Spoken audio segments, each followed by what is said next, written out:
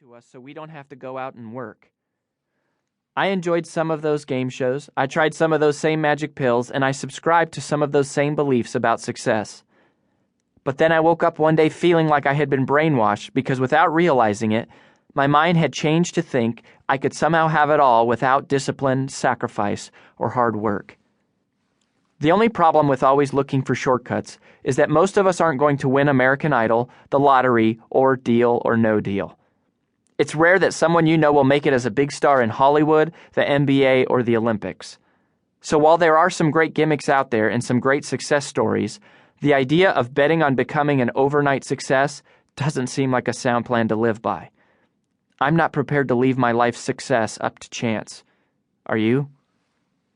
Despite many well-crafted marketing messages, the formula for success is no secret.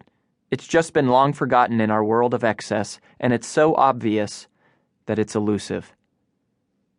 The only guaranteed formula to succeed in anything is the same as it has always been.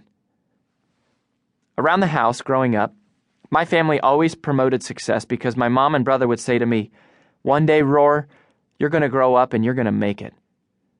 I wanted success, so I started studying it. I got a degree in leadership, management, and an MBA.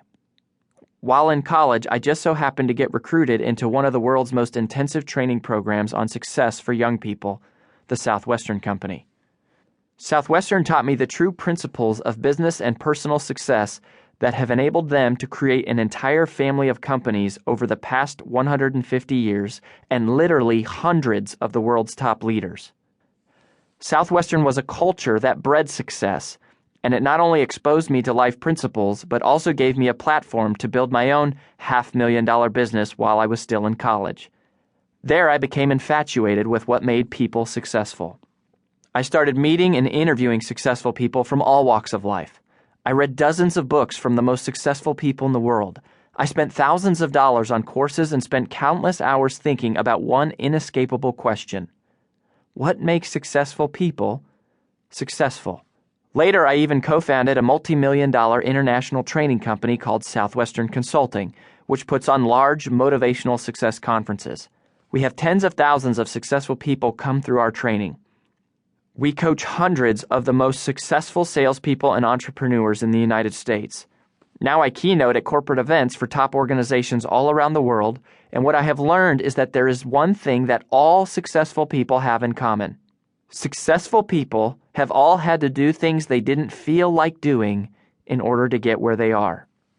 Success isn't easy. Success isn't overnight. Success isn't ordinary. And so becoming successful requires us to do things that aren't easy and things that people don't ordinarily do. Success means we have to develop the self-discipline to get ourselves to do things we don't want to do. In other words, success is not about taking the escalator. It's about taking the stairs. Successful people have the self-discipline to do the things they don't want to do. They do the things they don't want to do even when they don't feel like doing them. Discipline is mandatory if we want to control our own success, because most of the time success requires activities that we wouldn't usually want to do. But there is good news. Doing things we don't feel like doing isn't as hard as we think, when we know how to think about it the right way. It's not that successful people find it easier to do things that most people don't like doing. It's that they think differently about it. This book shows us how to think like successful people think, in order that we may do as successful people do, so that we can have the things that successful people have. What would you have if you could have anything? What if you could have it by simply learning to change the way you think? Well, you can. Take the Stairs is about self-discipline, the ability to take action regardless of your emotional state, financial state, or physical state. This book isn't about doing things the hardest way possible, but it is about doing the hardest things as soon as possible so that you can get whatever you want in life as soon as possible.